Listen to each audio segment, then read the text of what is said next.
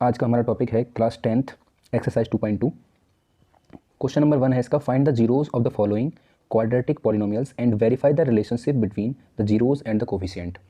सबसे पहले तो हमें ये समझना है कि ये क्वेश्चन क्या कह रहा है। क्वेश्चन आपसे कह रहा है कि आपको जीरोज़ को फाइंड करना है जो भी पॉलिनोमियल्स गिवन हैं उनके, और आपको उनके जीरोज़ में और इनके कोफिशिएंट में एक रिलेशन होता है उसको वेरीफाई करना है। तो सबसे पहले हम समझते हैं जीरोज़ क्या होता है, फिर कोफिशिएंट क्या होते हैं, और उसके बाद उनमें दोनों में रिलेशन क्या होता है।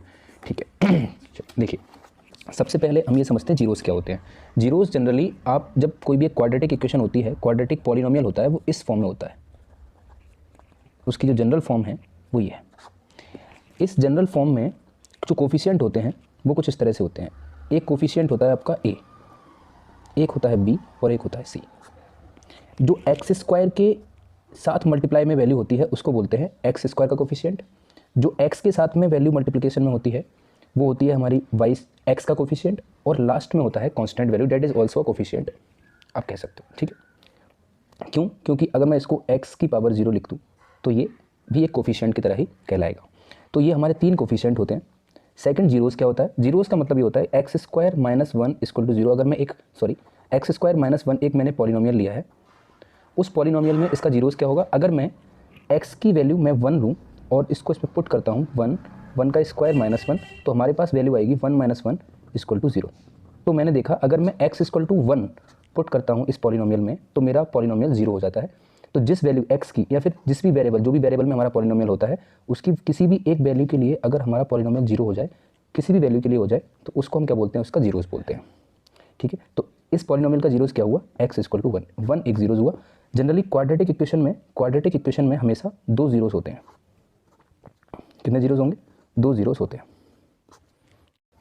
अब मैं आपको बताऊंगा कि इन दोनों के बीच में रिलेशन क्या होता है, जो जीरोज़ होते हैं और आपके कोफिशिएंट होते हैं। मैंने आपको बताया था कि जो क्वाड्रेटिक इक्वेशन होती है उसके 2 जीरोज़ होते हैं। अब मान लेते हैं वो दोनों जीरोज़ हमारे इस इक्वेशन के इस क्वाड्रेटिक पॉलिनोमियल के अल्फा और बीटा इसके 2 जीरोज़ हैं, कोफिशिएंट हैं इसके ए बी सी। तो इस तरह का रिलेशन होगा कुछ कि सम ऑफ जीरोज़ आपका होगा माइनस बी अपॉन ए, मतलब alpha plus beta equal to होगा माइनस बी अपॉन ए। और प्रोडक्ट ऑफ जीरोज़ होता है आपका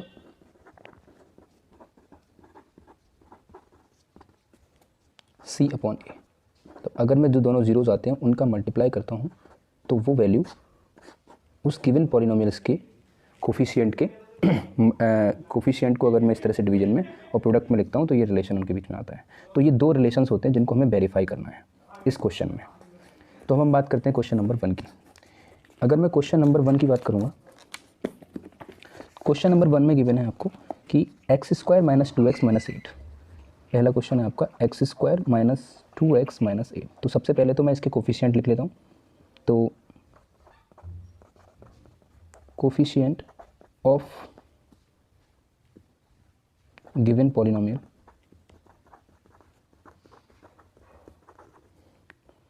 ए इक्वल टू कितना है? अगर देखा जाए तो एक्स स्क्वायर, जनरली आप इसको जनरल फॉर्म को आप यहाँ लिख लो।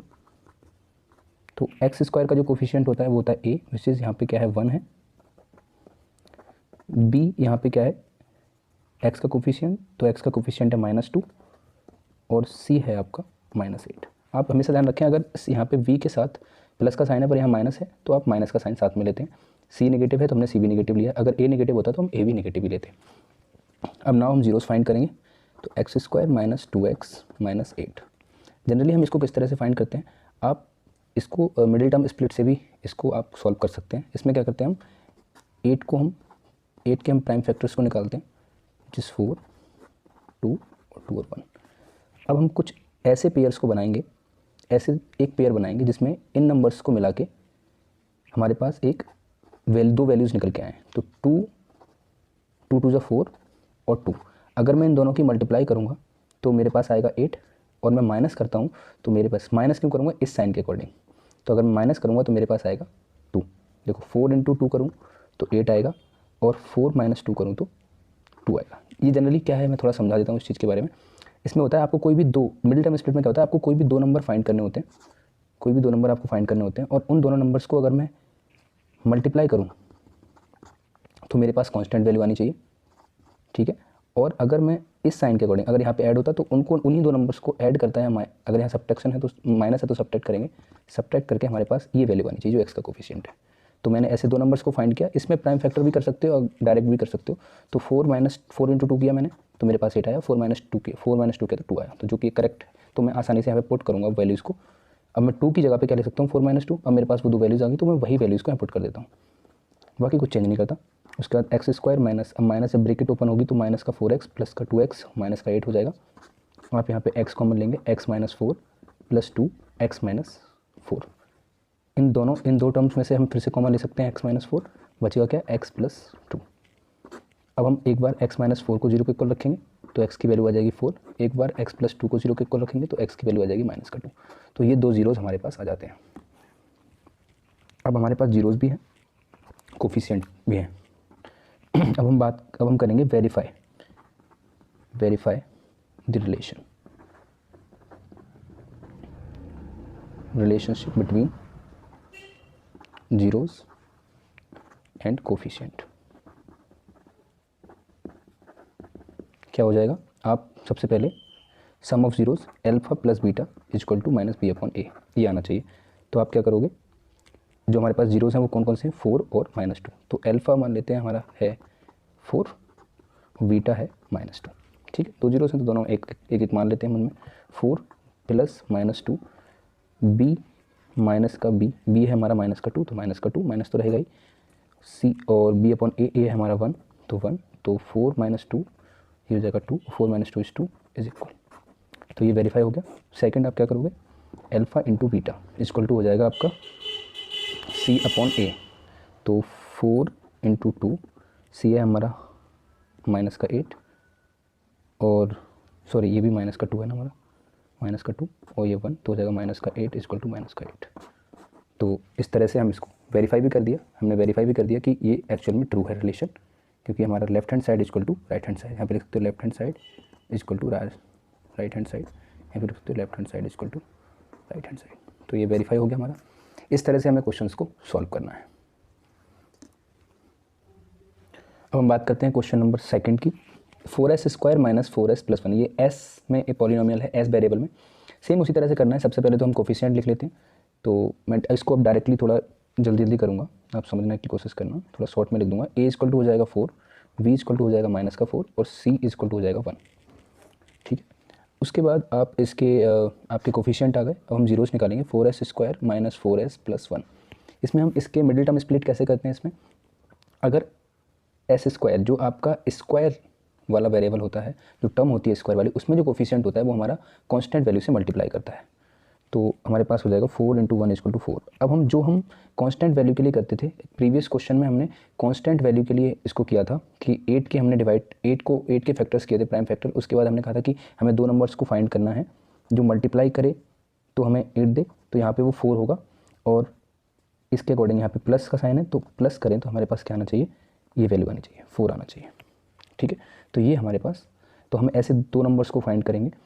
तो जनरली वो दोनों नंबर्स क्या हो जाएंगे, इसमें अगर हम समझें तो इसमें हो जाएंगे वो हमारे 2 और 2, क्योंकि 2 और 2 की मल्टीप्लाई करूँगा तो 4 देगा, 2 + 2 करूँगा तो 4 आएगा। तो 4s² - 2 + 2 यहाँ पे वो लिख दूँगा, क्योंकि ऐड करूँगा तभी 4 आ सकता है, +1, सॉरी s भी है। तो 4s² माइनस का 2s और माइनस का 2s और प्लस का 1।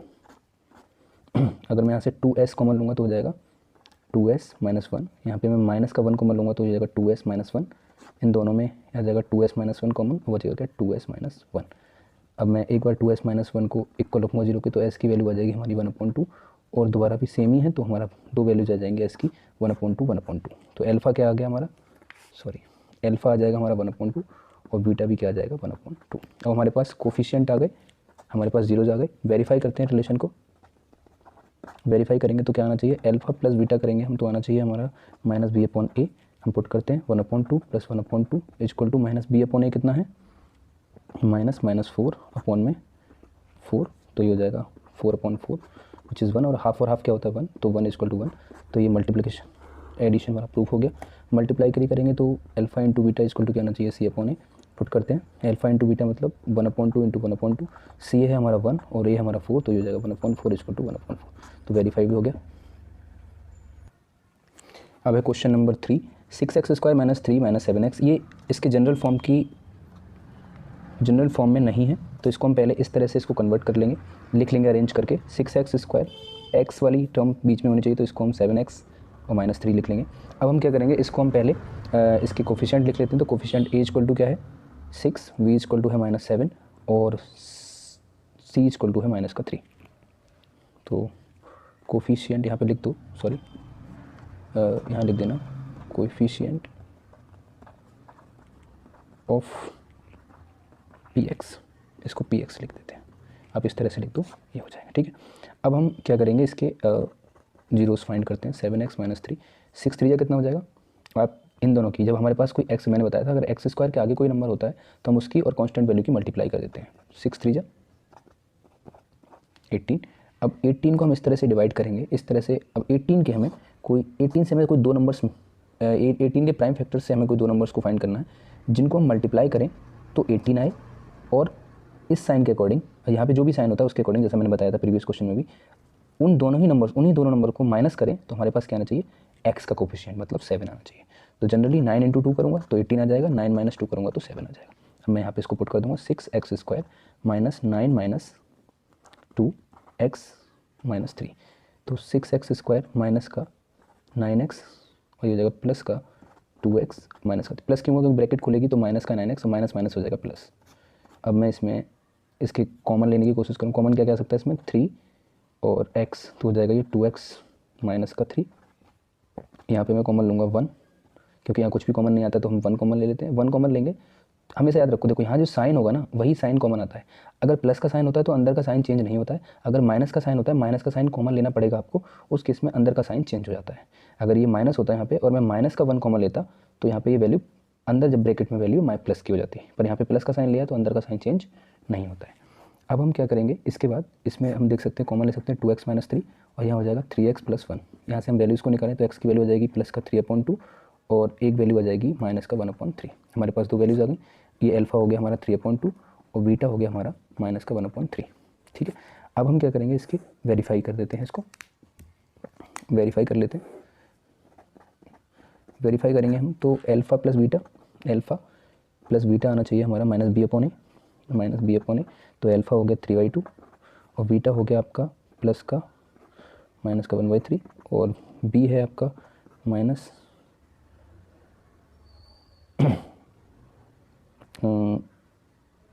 का 7 अपॉन में a है आपका 6। तो ये हो जाएगा 3/2 माइनस का 1/3, ये हो जाएगा 7/6। तो इसको आप एलसीएम लोगे तो हो जाएगा 6, 3 3 हो जाएगा 9 और ये हो जाएगा 3 2 6 तो 2, ये हो जाएगा 7/6, तो ये भी हो जाएगा 7/6। अब यहाँ लिख दोगे left hand side equal to right hand side. ठीक है, ये एक वेरीफाइड हो गया। इसी तरह से हम दूसरा भी कर लेते हैं। अल्फा इंटू बीटा क्या होगा, c/a, तो अल्फा इंटू बीटा है हमारा 3/2 इंटू माइनस का 1/3 इक्वल टू हो जाएगा c/a कितना, c है आपका माइनस का 3 और a है आपका 6। तो अगर मैं इसको वैल्यू को कैलकुलेट करूँ तो जाएगा माइनस का 3/6 और ये हो जाएगा माइनस का 3/6। आप लिख सकते हो left hand side equal to right hand side. तो वेरीफाई हो गया ये भी। क्वेश्चन नंबर 4 है 4u माइनस का 8u, मतलब बेसिकली हमारा जो पॉलिनोमियल है वो pu में है। तो हम सबसे पहले कोफिशिएंट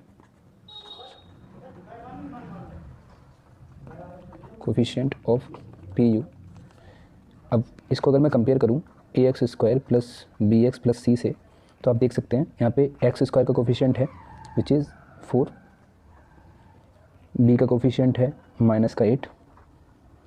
यहाँ पे c टर्म मतलब कांस्टेंट टर्म है ही नहीं, इस केस में c का कोफिशिएंट कितना हो जाएगा 0।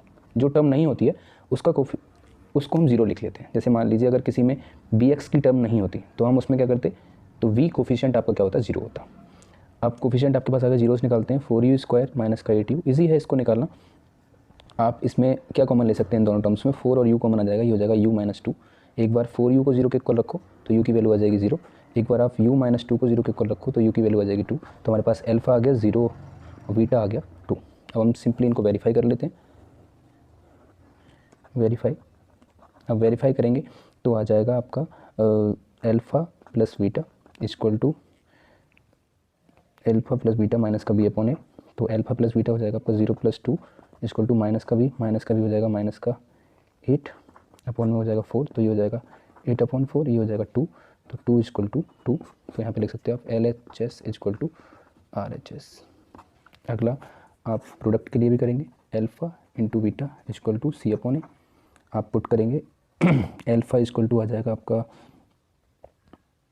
0 इंटू 2 और C है आपका 0/4, तो 0 इंटू 2 0, 0 को किसी से भी डिवाइड करेंगे तो 0 आएगा, तो यहाँ पे भी लिख सकते हैं LHS इक्वल टू RHS।